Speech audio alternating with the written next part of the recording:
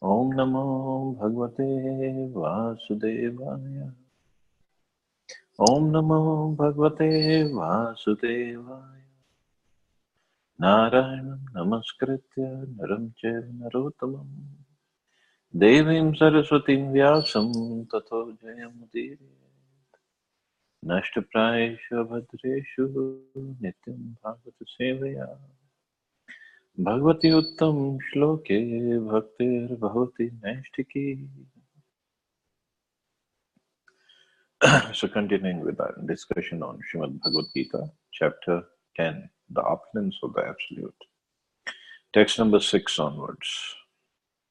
Maharshya Sapta Purve Chatvaro Manvastatha Madbhava Manasa Jata Yesham Lokri Mahaprajaha. So Krishna is further describing his opulences. First he said all these great sages and the demigods, they come from me and they don't know me, but they don't know me. And then he said all the qualities also come from me. And now he says the 7 great sages and before them the 4 other great sages and the Manus, progenitors of mankind, come from me, born from my mind, and all the living beings populating the various planets descend from them. From Bhagavatam, when we come to that point, we'll see all these great sages actually, they come from Brahmaji. Not from Krishna directly, but Brahmaji comes from Krishna.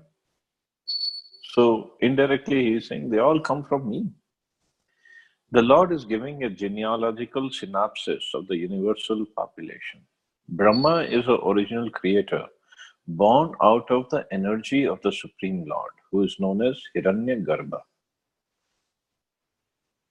So Brahmaji, he appears on the lotus flower, which comes from the navel of Garbhodaksha Vishnu. So basically, Brahmaji comes from Vishnu, and Vishnu is expansion and expansion of Krishna. So ultimately, everything is coming from Krishna. And from Brahma, all the 7 great sages, and before them 4 other great sages, namely Shanak, Sanand, Sanatan, and Sanat Kumar, and the 14 Manus are manifested. So 14 Manus are the 14 Manus in one day of Brahma. So every day of Brahma, there are 14 Manus.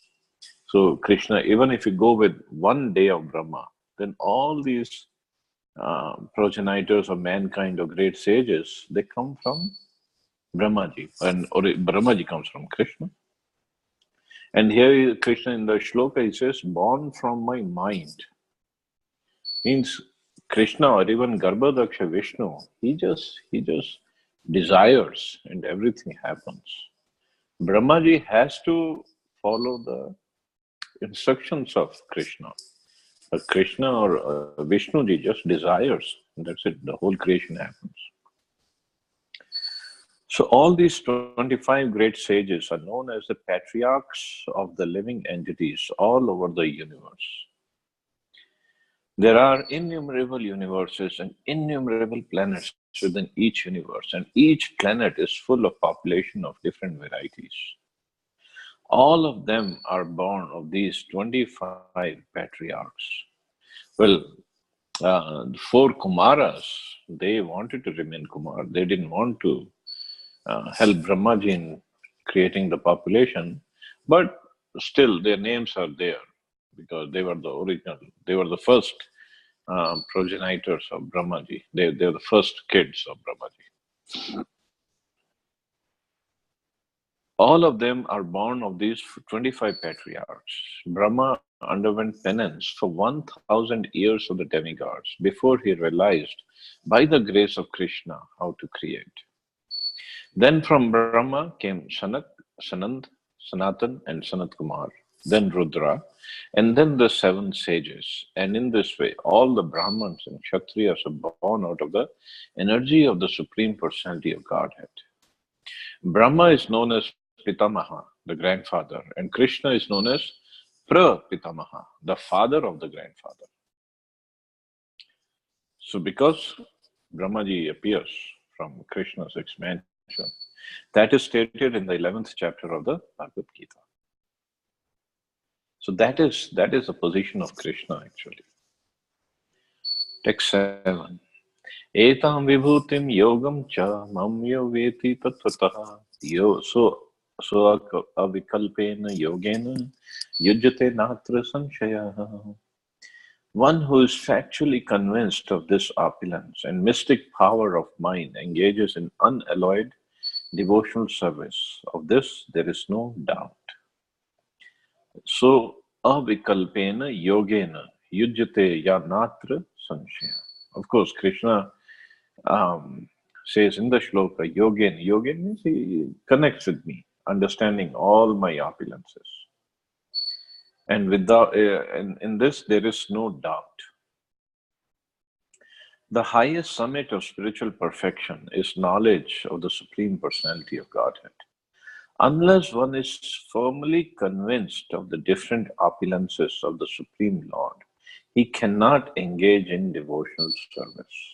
So that's why Krishna has to tell Arjuna of some of his opulences, because in the battle of Kurukshetra, war was about to start, so he didn't have a whole lot of time. So he just basically told him about some of his opulences. And in Bhagavatam, Shukdev Goswami at least had 7 days. So he went through all the 9 cantos, basically to describe the opulences of Krishna. So here Krishna had to like fast forward. So he told some of the opulences. And that's why in 10th chapter only, towards the end, Krishna says, what's the need of knowing all these opulences?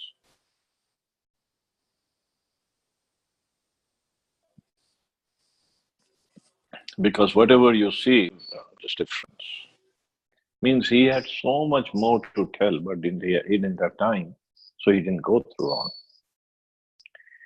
Generally, people know that God is great, but they do not know in detail how God is great. Here are the details. So that's what like Prabhupada meant. People know God is great. That's what in Islam they say, no, Allahu Akbar means God is great.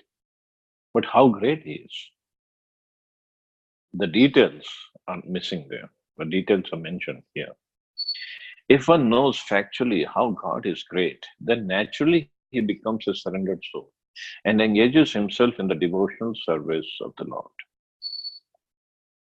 When one factually knows the opulences of the Supreme, there is no alternative but to surrender to it.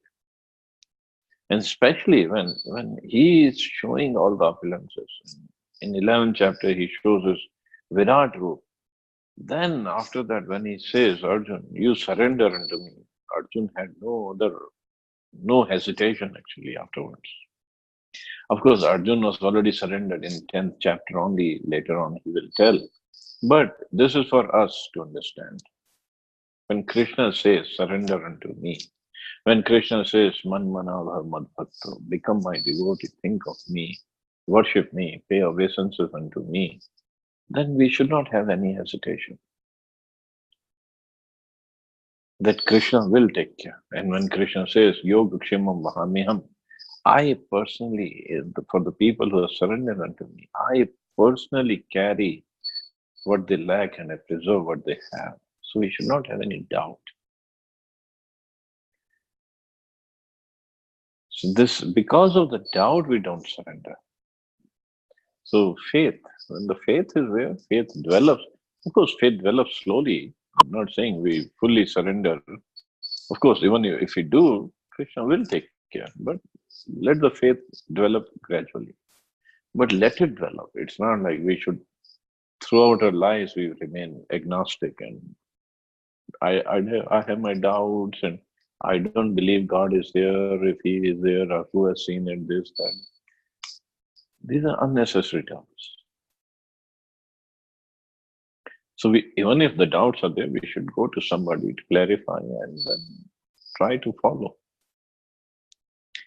So this is what Prabhupada is writing. When one factually, in fact, knows the opulences of the Supreme, there is no alternative but to surrender to Him. This factual knowledge can be known from the descriptions in Srimad Bhagavatam and Bhagavad Gita, and similar literatures. In the administration of this universe, there are many demigods distributed throughout the planetary system. And the chief of them are Brahma, Lord Shiva, and the four great Kumaras and other patriarchs. There are many forefathers of the population of the universe, and all of them are born of the Supreme Lord Krishna. The Supreme Personality of Godhead, Krishna, is the original forefather of all forefathers. These are some of the opulences of the Supreme Lord. When one is firmly convinced of them, he accepts Krishna with great faith and without any doubt, and he engages in devotion service. All this particular knowledge is required in order to increase one's interest in the loving devotion service of the Lord. One should not neglect to understand fully how great Krishna is, for by knowing the greatness of Krishna, one will be able to be fixed in sincere devotional service. So that's the whole idea why he had to tell about his greatness. Sometimes people, those who want to find fault with anybody, they'll find fault even with Krishna. Sometimes they say, oh, Krishna is very egotistic. He only talks about himself. I'm this, I'm that, I'm this, I'm that. Well, Krishna is that. He's not lying, or he's not trying to hide himself. Why he has to hide? He is God. And when he is God, he says, I am God. What's wrong with it? It's just like if somebody asks me, who are you? I'm an engineer. Well, is it being egotistic? No, I'm just telling the fact. So, but those who want to find fault, they'll find fault with anybody and everybody. You cannot do anything. That's why in 9th chapter, Krishna says, those who don't have faith, Ashadadhana Shatpurusha. So they come back, they keep on coming back and taking birth again and again. So text 8. Now these four texts, text number 8, 9, 10, and 11, they are considered Chatushloki Bhagavad Gita. Means the essence of Bhagavad Gita is given in these four verses. The whole Bhagavad Gita essence is given in these four verses. So very important verses. So text 8. Krishna says, Aham sarvasya prabhavo mattah sarvam pravartate iti matva bhajante ma buddha bhav samanvitaha. I am the source of all spiritual and material worlds.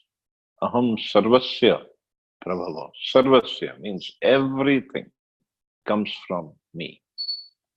Everything emanates from me. Mattah sarvam pravartate. Means come again, he just stressed upon the same thing. Iti matva, the wise who perfectly know this, engage in my devotion service. Buddha bhav samanvita. Bhajante. Iti matva bhajante now. Now here clearly says bhajante. Bhajante means worship. Worship means with love. Bhaj means worship with love. Means devotion service. Buddha bhav samanvita.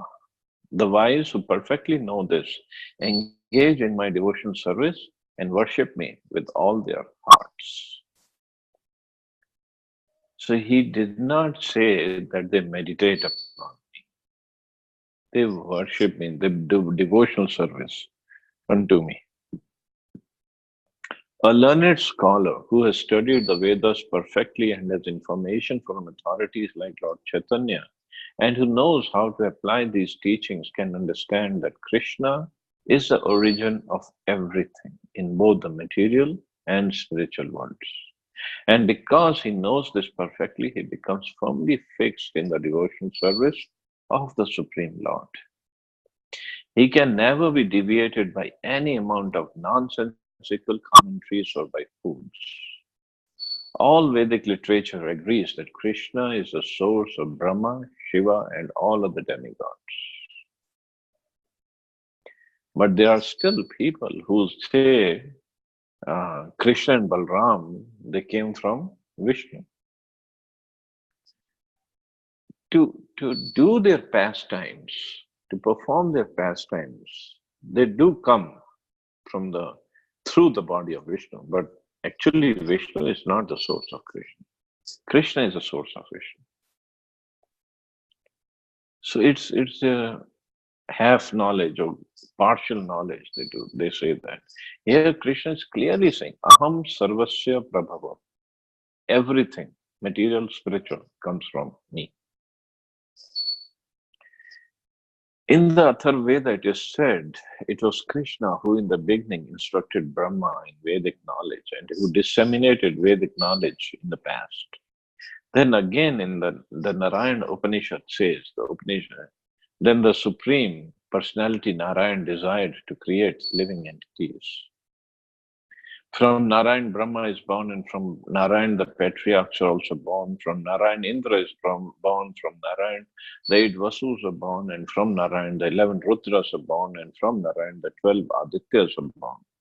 This Narayan is an expansion of Krishna. It is said in the same Vedas, Brahmanya Devaki Putra, the son of Devaki, Krishna, is the Supreme Personality.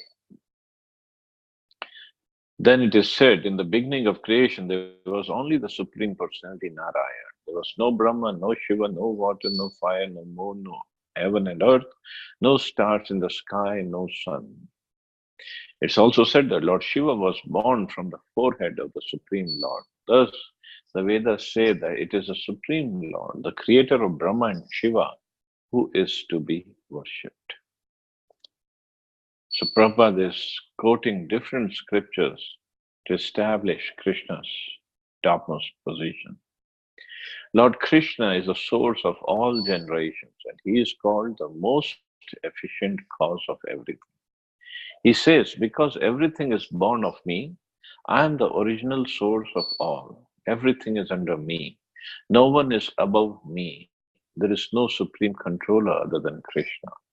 One who understands Krishna in such a way from a bona fide spiritual master, with references from Vedic literature, engages all his energy in Krishna consciousness and becomes a truly learned man. In comparison to him, all others who do not know Krishna properly are but fools. Only a fool would consider Krishna to be an ordinary man. A Krishna conscious person should not be bewildered by fools. He should avoid all unauthorized commentaries and interpretations on Bhagavad Gita and proceed in Krishna consciousness with determination and firmness. So this faith we have to have. Now here Krishna is saying, and whatever Krishna is saying is also corroborated by all the scriptures, and Prabhupada quoted so many scriptures. So with faith we have to keep going. That's what Prabhupada is saying. Do not get bewildered by others' commentaries and interpretations. Text 9. So those who engage in devotional service of Krishna, what do they do? Madchitta madgat prana bodhyanta parasparam katyantascha mam nityam tushyanti cha ramanti cha. The thoughts of my pure devotees dwell in me. Their lives are fully devoted to my service, and they derive great satisfaction and bliss from always enlightening one another and conversing about me. Pure devotees, whose characteristics are mentioned here, engage themselves fully in the transcendental loving service of the Lord. Their minds cannot be diverted from the lotus feet of Krishna. Their talks are solely on the transcendental subjects. The symptoms of the pure devotees are described in this verse specifically. Devotees of the Supreme Lord are 24 hours daily engaged in glorifying the qualities and pastimes of the Supreme Lord. So this is the main engagement of the devotees of the Lord. Namam Nityam Tushyanti Charamanti. Nam Nityam, not just on Sundays or every day morning or only in the evening or whatever. Nityam, always. And it gives them pleasure. They are satisfied. Their hearts and souls are constantly submerged in Krishna, and they take pleasure in discussing him with other devotees. This is the only engagement of the devotees of Krishna. Talking about him or talking about his pastimes or talking about his instructions. And this is what. And and they engage their time, their energies, their hearts, everything in this way. And the next verses we'll read what happens then. In the preliminary stage of devotional service, they relish the transcendental pleasure from the service itself. And in the mature stage, they're actually situated in love of God. So in the preliminary stage, they relish the transcendental pleasure from the service. Mature stage, situated in love of God. And again, they relish more. Because when we are doing the same service with love, we relish more, we enjoy more the service. Once situated in that transcendental position, they can relish the highest perfection, which is exhibited by the Lord in his abode. Lord Chaitanya likens transcendental devotional service to the sowing of his seed in the heart of the living entity. There are innumerable living entities traveling throughout the different planets of the universe. And out of them, there are a few who are fortunate enough to meet a pure devotee and get the chance to understand devotional service. This devotional service is just like a seed, and if it is sown in the heart of a living entity, and if it goes on hearing and chanting Hare Krishna, Krishna Krishna, Hare Hare, Hare Ram, Ram Ram, Hare Hare, the seed fructifies, just as the seed of a tree fructifies with regular watering. Means the seed of devotional service is sown in the heart of a living entity by the mercy of devotee. But then again, there's some technical issue here. Of course, Prabhupada has explained in Chaitanya Charitamrita better that the seed of devotional service is always in the heart of a living entity. It's not like Guru or Acharya, he implants a new seed. No, it's always there because this is a constitutional position. He, by his instructions and by his association, he just fans the spark. That's all. Which is very difficult thing to do because the spark is being covered over by ignorance for millions and millions of lifetimes. So after this spark, after the seed is perceived in the heart by a beginner, then the watering has to be done regularly. And that watering is hearing, chanting, association, service. In the association, what does he do? He talks and chants about Krishna. That is the watering process. And obviously, under the instruction of spiritual master, bona fide spiritual master. So then what happens? The spiritual plant of devotional service gradually grows and grows until it penetrates the covering of the material universe and enters into the Brahm Jyoti effulgence in the spiritual sky.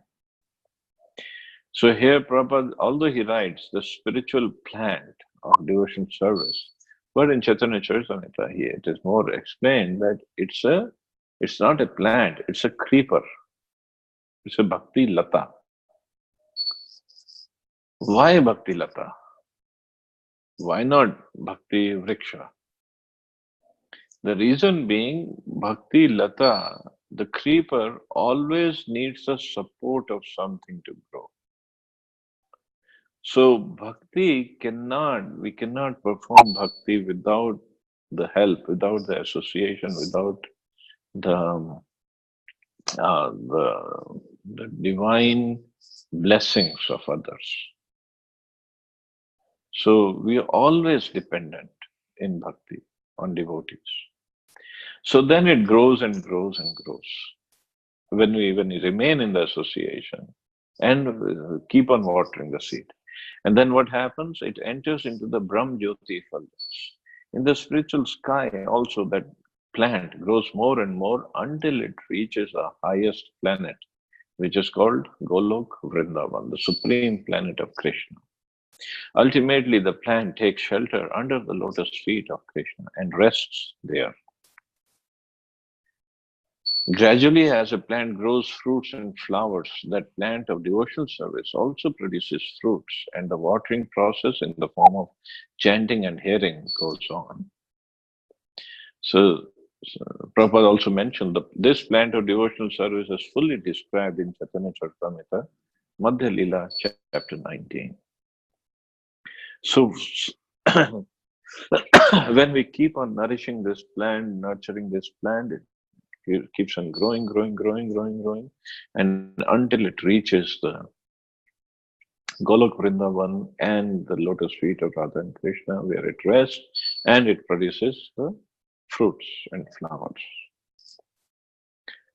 So, but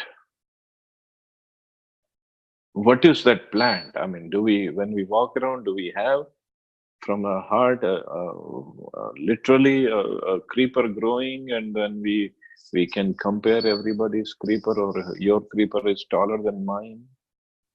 No. I mean, it's a figurative thing to say. It's an allegorical. The actual, what is that creeper or bhakti lata when we talk about? It's our affinity for, again, these services: hearing, chanting, service, association. It's our love for this, and it keeps on growing in our heart. Affinity, more and more, we we want to chant. We love to chant. We love to hear. We love to do service. We love to associate more and more and more and more. And it is nourished by, again, more and more of hearing and chanting and association and service. And then after a while, we don't want to do anything else except hear and chant about Krishna. Nothing else.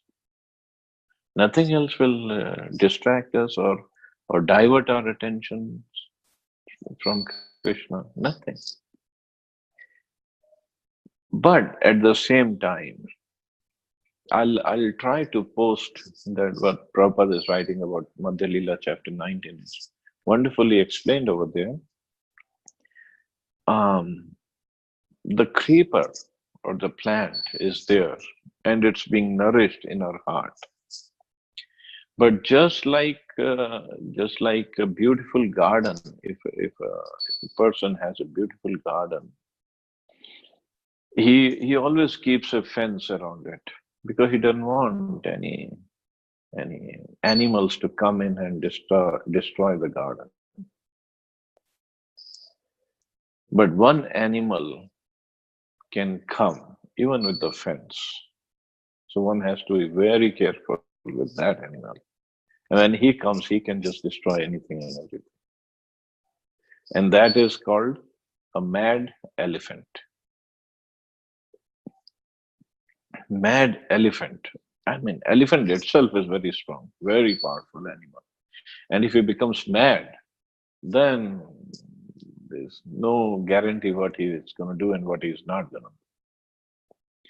So if the mad elephant somehow or other enters into that garden, he will destroy the whole garden in few seconds only. And what's that mad elephant? That mad elephant is Vaishnav aparat, offenses.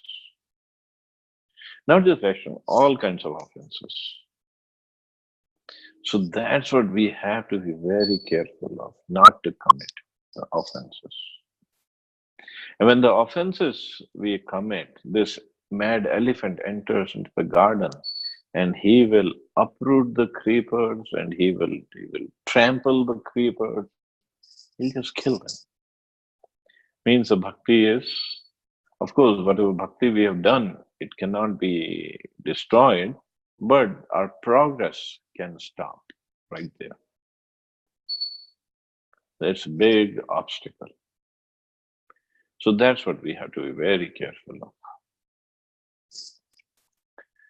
So anyway, let's not scare everybody. Let's talk nice things about bhakti right now. It is explained there that when the complete plant takes shelter under the lotus feet of the Supreme Lord, one becomes fully absorbed in love of God. Then he cannot live even for a moment without being in contact with the Supreme Lord, just as a fish cannot live without water. In such a state, the devotee actually attains the transcendental qualities in contact with the Supreme Lord.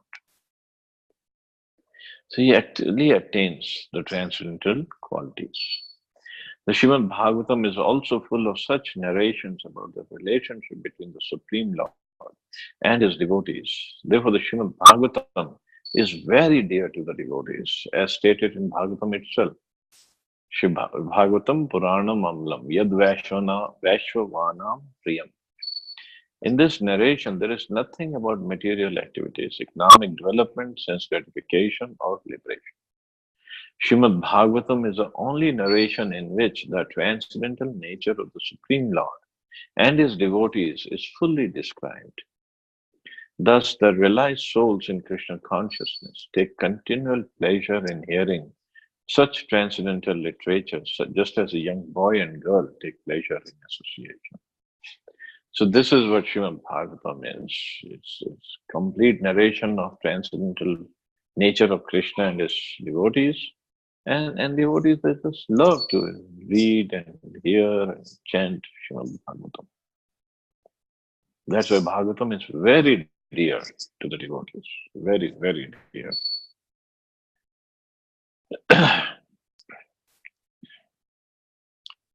And then what happens? Those who continue uh, hearing and chanting and relishing the pastimes of Krishna, relishing the names of Krishna. Text 10. Tesham satatyuktanam bhajtam priti purvakam dadami buddhi yogam tam yenamam upayanti te. To those who are constantly devoted to serving me with love, I give the understanding by which they can come to me. So, who are constantly devoted to serving Krishna with love? Those who understand the opulence of Krishna, they engage in devotional service, and those who engage in devotional service slowly, they come, they really relish, they love chanting, hearing about Krishna. And now Krishna says, those who are constantly devoted to serving me with love, I give them the understanding by which they come to me. Means this is the real Gyan Yoga. People talk about Gyan Yoga, reading scriptures, getting the knowledge and this and that. But if the Gyan, if the knowledge does not lead a person to Krishna, to surrender to Krishna, what's the use? What's the value of that knowledge? So little knowledge, one starts worshipping Krishna, talking about him, chanting about him. And then when he comes to the level of full love, Krishna gives the right understanding by which the devotee comes to him. But this is also kind of an, we can say, oxymoron. I mean, if the devotees are already serving him with love, they're already with him. Why Krishna has to give them the understanding by which they can come to him? Actually, it goes further. Other acharyas have explained it even further. It's just like for gopis. They were always engaged in serving him with love. So then Krishna on the night of Ras Leela, he calls them, he personally calls them to come and engage in Ras Leela with him. So he gives an understanding by which they can come to me. So Krishna gives that understanding, or Krishna gives the message that come to me now. Because you are already engaged in serving, now we can take this service to another level. So actually, some acharyas have explained that way. In this verse, the word buddhi yogam is very significant. Prabhupada says we may remember that in the second chapter, the Lord instructing Arjuna said he had spoken to him of many things and that he would instruct him in a way of buddhi yoga. Now, buddhi yoga is explained. So, in that second chapter, when Krishna talked about buddhi yoga, well, those who are not in bhakti process, they say buddhi yoga means jnana yoga.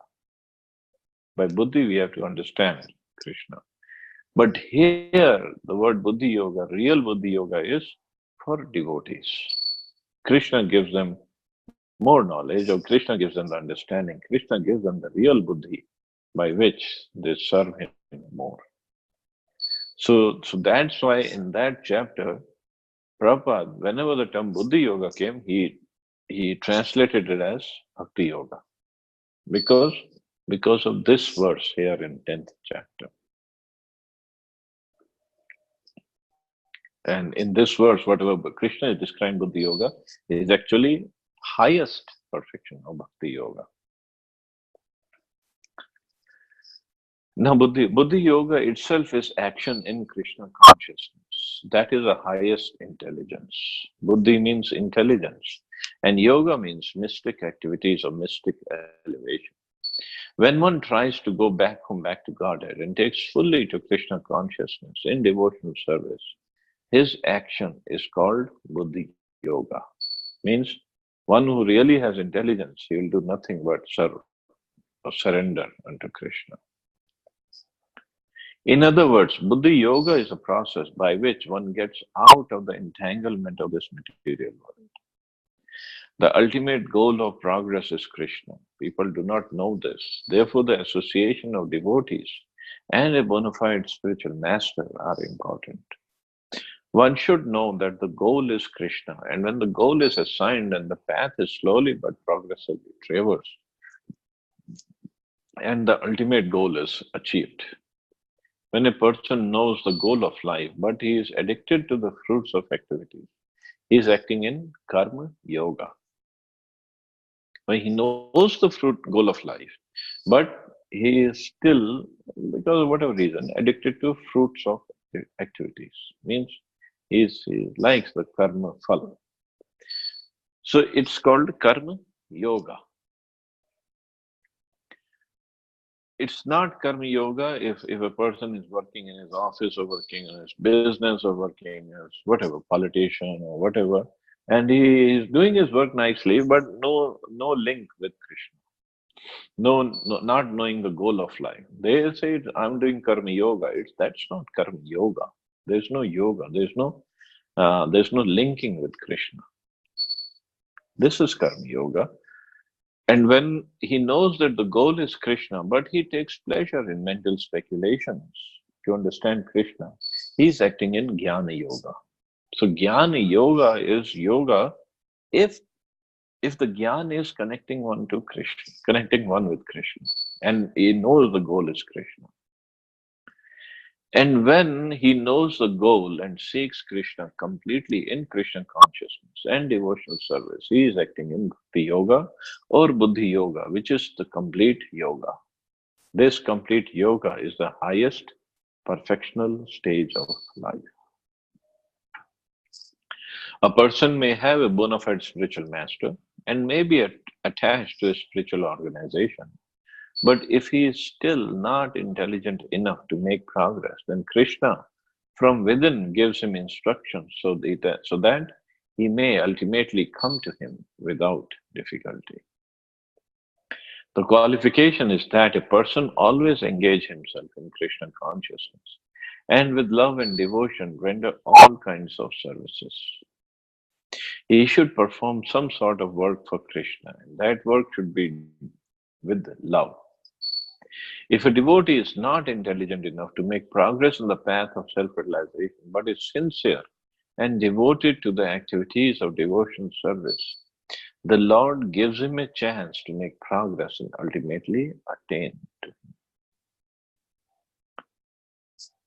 So the sincerity in devotional service, that is most important. So that's why when we talk about the offenses in devotional service, especially offenses in chanting, if we are still sincere because of our material conditioning, because of our previous sanskaras, we can commit offenses. And we do, especially inattentive chanting and other offenses. But if we are still sincere, Krishna is sitting in our heart. He can see everything, what's going on. Krishna can still give the chance. Krishna can still give us the understanding by which we can go to Him. Of course, for the offenses, we might have to pay the price, but it might not be as big the price or as strict.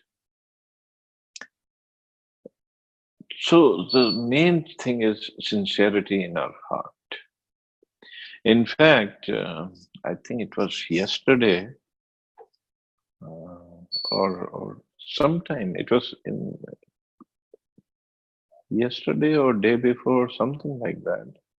There was the, let me just, oh, it was on 1st January actually. Devanand Pandit disappearance day. Now, who was this Devanand Pandit? Devanand Pandit, he was a big scholar of Srimad Bhagavatam in Navadvip, but he would explain Srimad Bhagavatam not in devotion service way, but mostly in Gyan way. Once Shrivas Thakur, he happened to hear that Devanand Pandit is giving lecture on Srimad Bhagavatam in the village. So he went to that assembly. And Shrivas Thakur now, he is incarnation of actually Narad Muni, and he is a big devotee, he is a pure devotee. He was sitting in the back listening to the shlokas of Srimad Bhagavatam from Devanand Pandit's mouth, and just listening to the shlokas, not even bothering about the commentary that Devanand Pandit was giving. He started crying because the love, the tears of love, listening to Bhagavatam shlokas, the tears of love came out of his eyes. The disciples or the audience who was sitting there, they saw Shrivas Thakur and they thought he's disturbing our meeting. So they all picked up Shrivas Thakur and took him outside the assembly and left him there. Devanand Pandit saw all this, but he didn't stop them. So Shrivas Thakur, so he was outside and he was still thinking about the Srimad Bhagavatam, and after a while he understood his whatever happened and he came back to his house. He didn't say anything. Chaitanya Mahaprabhu understood everything. So Mahaprabhu got so angry with Devanand Pandit and he said, this Devanand Pandit, he will never get love of Krishna. He is talking nonsense on Srimad Bhagavatam, he will never get love of Krishna. So the life was going on. Chaitanya Mahaprabhu took sannyas, he went to Jagannath Puri. But meanwhile, what had happened, Vakreshwar Pandit, who was also an associate of Chaitanya Mahaprabhu and was a pure devotee, he came to this town of Navadvip. And Vakreshwar Pandit was known, was very popular for his dancing in Kirtan, his ecstatic dancing in Kirtan. And he could dance for 72 hours straight in Kirtan without stopping. So he came to Navadvip and somebody had started the Kirtan and Vakreshwar Pandit started dancing. Devanand Pandit, he saw the dancing of Vakreshwar Pandit and he got so absorbed and so attracted by dancing of Vakreshwar Pandit that he would, of course, he himself would not dance, but he was standing there with a stick in his hand, and he was kind of protecting Vakreshwar Pandit. So the audience or the people they won't come and disturb Vakreshwar Pandit's dancing. So here he did that service to a devotee. And seeing his mood of service, Vakreshwar Pandit told him, "You will get love of Krishna." Now, Mahaprabhu said he will not get, but Vakreshwar Pandit said he will get. So Mahaprabhu had to oblige by the words of his devotees. So later on, Devanand Pandit understood, somehow he came to know that he had committed offense against Srivas Thakur. So he begged forgiveness from Srivas Thakur. And then he did get love of Krishna, and so much so that in Navadvip, wherever his ashram is, or wherever his house was, now there is a Gaudiya Math ashram, it is said that anybody who goes there and pays obeisances over there and does some kirtan in that ashram, he gets relieved of all the offenses that he had committed so far. But that doesn't mean he gets relieved of the offenses and they come out of that ashram and start committing offenses again. But this is proved from this that yes, offenses are serious, but if you are still engaged, sincerely engaged in service, slowly Krishna takes care of those offenses also. Devanand Pandit also he begged for forgiveness from Srivas Thakur because unknowingly he had committed. He didn't know. He was his students only. They picked up Srivas Thakur and put him outside. So he still asks for forgiveness. So asking for forgiveness is great. One thing we have to do, and keep on sincerely attempting our services, chanting, hearing, physical service, association. That will take us long way. So text 11, I wanted to finish this one because this is a Chatushloki Bhagavad Gita last text. Teshameva anukampartham aham agyanjam tamaha nashyami atma bhavastho gyan deepenam bhasvata. To show them special mercy, to show them means to show the devotees who are sincerely engaged in devotion service and with love. I, dwelling in their hearts, destroy with the shining lamp of knowledge the darkness bound of ignorance. Of course, the devotees who are so much serving with love, they cannot have any ignorance. But even if there is any ignorance left, Krishna removes it. They don't have to do anything extra. The devotees don't have to do anything extra. When Lord Chaitanya was in Banaras promulgating the chanting of Hare Krishna, Krishna Krishna, Hare Hare, Hare Ram, Ram Ram, Hare Hare, thousands of people were following him. Prakashananda Saraswati, a very influential and learned scholar in Banaras at that time, derided Lord Chaitanya for being a sentimentalist. Sometimes Mayavadi philosophers criticize the devotees because they think that most of the devotees are in the darkness of ignorance and are philosophically naive sentimentalists. They think the devotees, they have no knowledge. They are just whole day, they're just chanting and singing this and that. They don't sit down and study scriptures.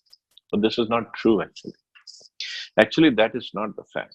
There are very, very learned scholars who have put forward the philosophy of devotion. But even if a devotee does not take advantage of the literatures or of his spiritual master, if he is sincere in his devotional service, He is helped by Krishna himself within his heart.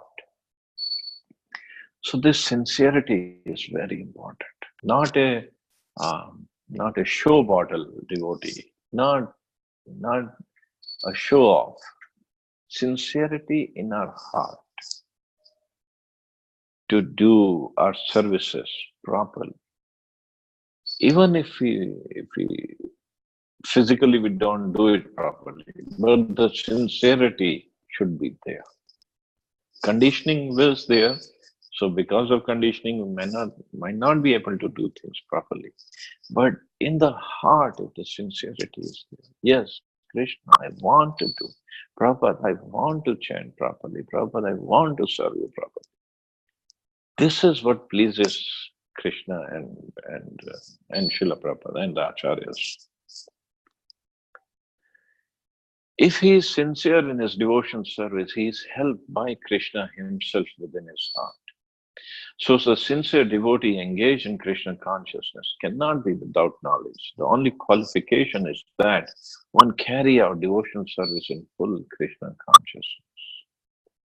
The Mayavadi philosophers think that without discriminating, one cannot have pure knowledge. For them, this answer is given by the Supreme Lord. Those who are engaged in pure devotional service, even though they be without sufficient education and without sufficient knowledge of Vedic principles, are still helped by the Supreme Lord, as is stated in this verse. That's what Krishna says, na yoga kshemam mahamyam. Whatever is lacking, I will fulfill. So if knowledge is lacking, Krishna will fulfill.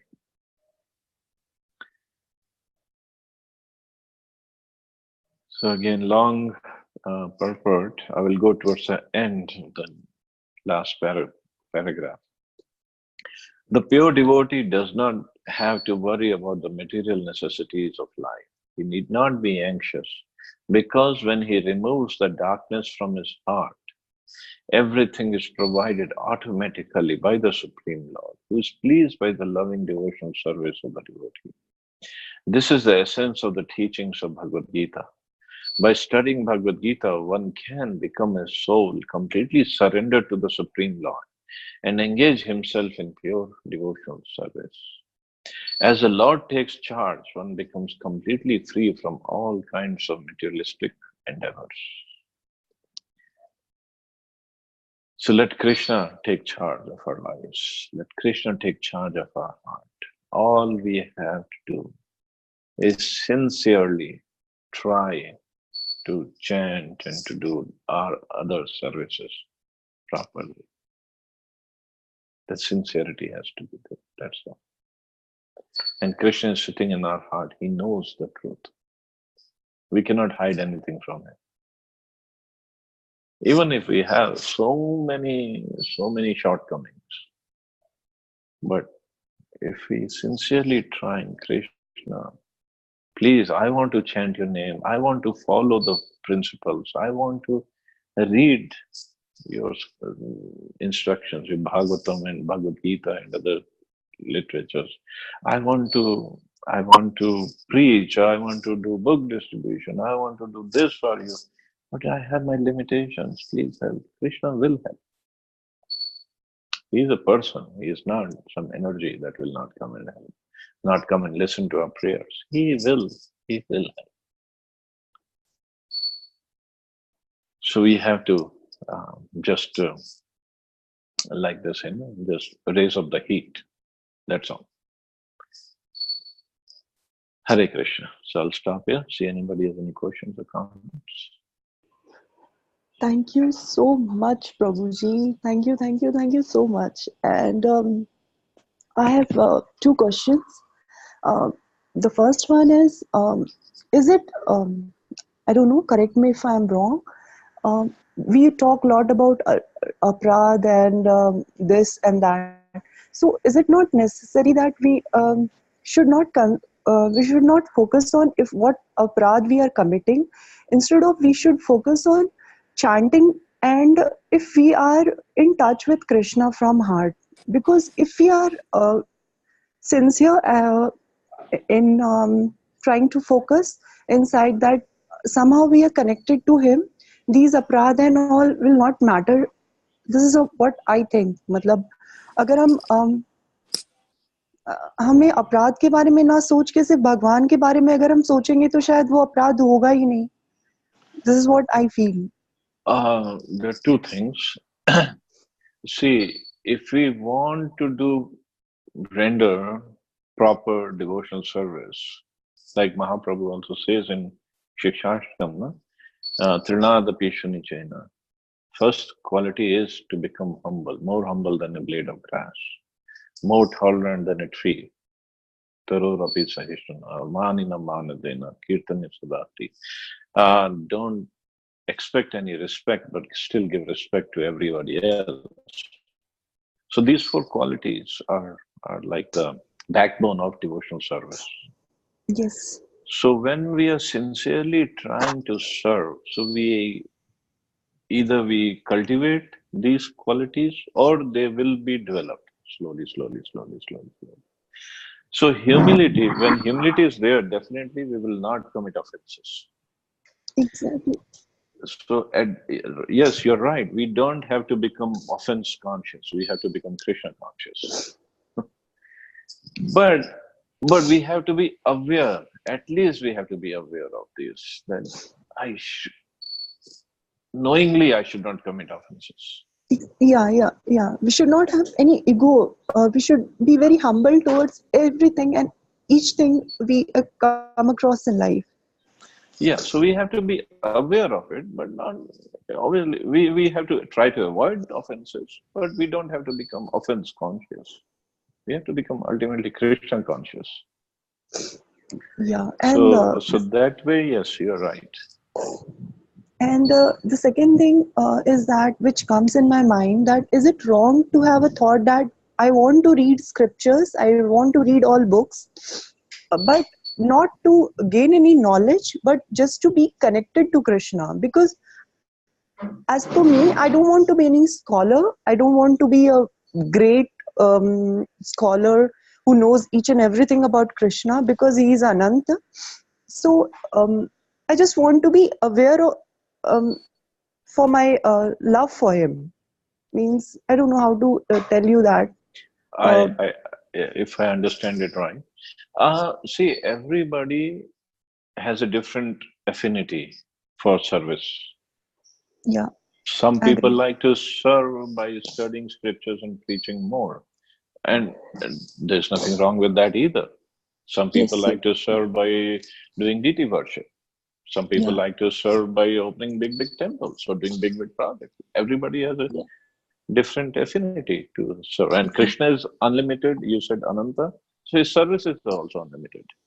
So yes, anybody can yes, serve any other way. yeah, So there's nothing wrong with what you're saying, but at the same time, understanding that Prabhupada wrote these books for us to read, and exactly. we can be connected to Prabhupada and to Krishna, and have the right philosophical understanding also, so we don't get deviated by other philosophies. So we should read, but everybody has a different take on this reading also. Some people really go deep into each and every word of Prabhupada's writing, which is also good. They have their way of serving Prabhupada. Some Yeah, means people are different. So it's okay. yeah, means that is what is my intent, that whatever he has written, he has something, everything is very valuable, and he wanted to show something which is we are unaware of. So if we read those books in order to find out the inner meaning, instead of how much we have read, quality में ज्यादा अगर हम ध्यान दें instead of quantity, how much we have read. Is it? I don't know. See, again, it varies from person to person. Okay. It Yeah. varies. We Yeah. cannot just measure everybody by the same Scale. yardstick. Yeah. Agreed. Yeah. Yeah. Thank So you. yeah, if you like to just read, fine. Some people go into deep study of Prabhupada's books. That's also great. Yeah. Everybody is different. Yes, Prabhuji. Yeah. Thank you so much. Okay, It was thank you, very Mata. nice class. Thank you. Thank you. Hare Krishna. Prabhuji. Hare Krishna, Prabhu. Prabhuji, on the 10th shlok purport, towards the Mhm. last paragraph, Prabhupada has written twice that if a devotee is still not intelligent enough to make progress. So, in the last paragraph of the purport, so what Mhm. is that? Can you please enlighten? Means many times if he is then Krishna, like sometimes some devotees cannot understand all the instructions. Just like when Chaitanya Mahaprabhu went to South India, so he saw in Ranganath temple there was a devotee. He was trying to read Bhagavad Gita. He was ordered by his guru, but the problem was he was illiterate, so he could not chant the shlokas properly. So Mahaprabhu saw him, and then this devotee was reading, and there were so many Brahmins surrounding him, and they were making fun of him, they were laughing at him. So Mahaprabhu asked him, "What is going on?" So the devotee explained that I'm trying to read Bhagavad Gita, but since I'm illiterate, I pronounce the shlokas wrongly. So Mahaprabhu said, "Okay." And then all these Brahmins are standing and they're making fun of me because I cannot chant the slokas properly. Mahaprabhu said, "Okay, that's also good, but why are you crying?" He said, "Well, actually, whenever I pick up Bhagavad Gita and I start reading faultily, wrongly, the shlokas, but I can see is how merciful Krishna is, that he has become his charioteer of his own devotee. How much he loves his devotee. And by seeing the, I mean, you can see in the background of this picture that Krishna is giving Arjun. And he says, by just by imagining that scene, I cannot stop crying. So Mahaprabhu actually then embraced him and he said, "You have actually understood Bhagavad Gita." So he had some shortcoming that he was illiterate, but he was still sincerely trying to follow the order of his guru by chanting Bhagavad Gita every day. And then he got the mercy of Mahaprabhu because of his sincerity. So he might not be intelligent enough, but then Krishna takes care of everything, anything that is lacking. Is that okay? Thank you so much, Prabhuji. Thank you. Hare Krishna Prabhuji. I Hare have Krishna. also two questions. So before this lecture, I was bit, in the speculation that Buddhi Yoga and Gyan Yoga are both the same because one, when gets the knowledge, so he or she will use their intelligence to understand and meditate on the Lord. But today it was like a little bit, it's synonym of a Bhakti Yoga. So can you please, if possible, clearly define these things? I mean, just for the clarification, Bhakti Yoga and Buddhi Yoga and Jnana Yoga. Jnana Yoga I can still understand, but I just got confused with Buddhi. I felt it is a synonym of Jnana Yoga, not Bhakti Yoga. But here, Prabhupada has explained in this. Let me mute Pramod Prabhu first. So Prabhupada has explained here in the 10th words purport. Um, when he knows the goal and seeks Krishna completely in Krishna consciousness and devotional service, he is acting in Bhakti Yoga or Buddhi Yoga, which is complete yoga. So Buddhi Yoga, when Krishna says that I give the intelligence by which they come to me, so Buddhi Yoga really means Bhakti Yoga or even the perfection of Bhakti Yoga, because now first he says to those who are constantly devoted to serving me with love, means those who are in Bhakti Yoga. Then Krishna says, I give them. Dadami Buddhi Yoga. Buddhi means intelligence, and Prabhupada Yoga means mystic activities. But when one tries to go back home, back to God, and takes to Krishna consciousness, his action is called Buddhi Yoga. So Buddhi Yoga is a process by which one gets out of the entanglement. So this Buddhi Yoga that Krishna is saying here is he gives a real intelligence. Real intelligence means how to serve Krishna properly. So Buddhi Yoga really, according to this verse and according to Prabhupada's commentary, it means Bhakti Yoga. Even in not just Bhakti Yoga, is the perfection of Bhakti Yoga, because this Buddhi is given by Krishna himself. Is that okay? Actually, I had to mute you because there was so much of disturbance. Hare Krishna. Can I hear you now? Yeah. Can you hear me? Hare Krishna. Yeah. So in Jnana Yoga, if somebody is trying to accumulate the knowledge, then that person would be able to understand it only with the intelligence given by the Lord. So is it like the process of accumulating knowledge is Jnana Yoga, and in order to understand it, it becomes a Buddhi Yoga?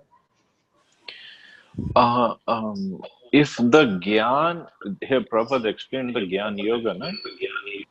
If he knows that the goal is Krishna, then it is yoga. Otherwise, it's just Gyan. It's not yoga. There's no yoga.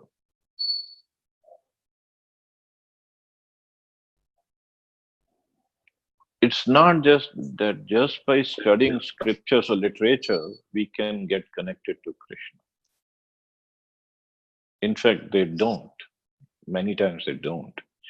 They get into this neti that this is not Krishna, that is not Krishna. So ultimately, it's all impersonal.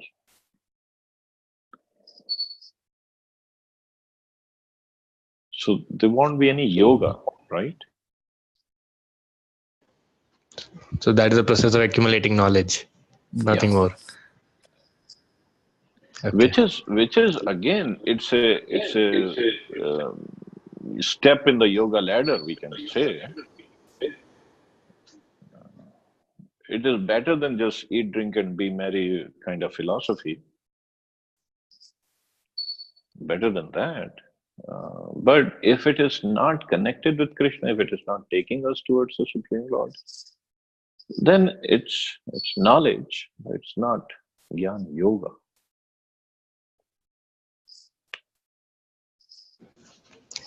Okay, Prabhuji, thank you. And there's another one. So that is like a bit of speculative. So apologies for that in the beginning. But as you said, that Chaitanya Mahaprabhu in one of the stories, he to Devadar Pandit. So to that devotee, he said that he won't get the love of Lord, and the devotee of Chaitanya Mahaprabhu blessed him with that. So whenever these kind of situation occurs, what would be the mood of the Lord to reverse his decision and he's following the he's actually fulfilling the blessings of a devotee, which is actually countering his own what do you say, action. Mm-hmm. How Lord takes it? I mean, is it Lord take it happily, or like surprisingly, or like, okay, he has said it, so I have to do it, or is like what would be the real thing? How Lord feels? So just wanted to know. What would be the feeling of Mahaprabhu? I don't know the feeling. I can just you can say speculate. He would take it very gratefully because he loves his devotees. And if a devotee says something, like here also in 9th chapter, Krishna tells Arjun, Konte apratijanihi name bhakta pranashati. You declare it boldly. Why? Because Krishna says, if I say something many times, I break my promise. Because even in the battle of Mahabharata, he had said, I will not pick up any weapon, but Bhishmitama forced him to pick up that chariot wheel. So Krishna was thinking, many times I have to break my word, but I never, ever break the word of my devotees, break the promise of my devotees. I'll always keep their promise. So he does it very lovingly. There's no, not like grudgingly. He does it lovingly. He loves his devotees. In fact, in Nectar of Devotion, whenever we come to that book, maybe after Srimad Bhagavatam finishing, then we'll come to Nectar of Devotion. It is mentioned by Rupa Goswami that Bhakti is not given by Krishna. Krishna never gives bhakti to anybody because he knows he gets purchased by his devotees' devotion.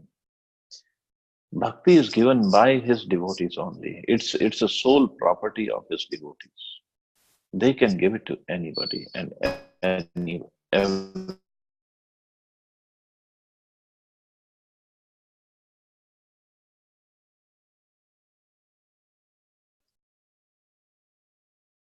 power to be given to them. You can give me to anybody. I will not give myself to anybody. So Krishna loves it. So if Vakreshwar Pandit, who's again he's a Manjari in Krishna Lila, if he says, okay, you will get Krishna's love, Mahaprabhu was very happy actually with it. But yes, he has given me, so no problem. Is it okay?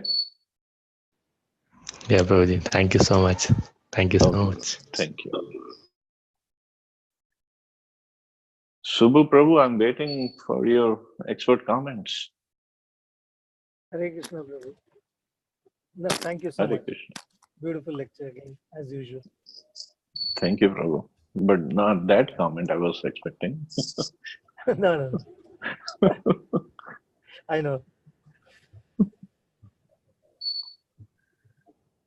Okay, so I guess we can stop here. You all have a wonderful, cold Sunday. Enjoy your Gajar ka halwa and gachak and revdi and whatever you all are doing.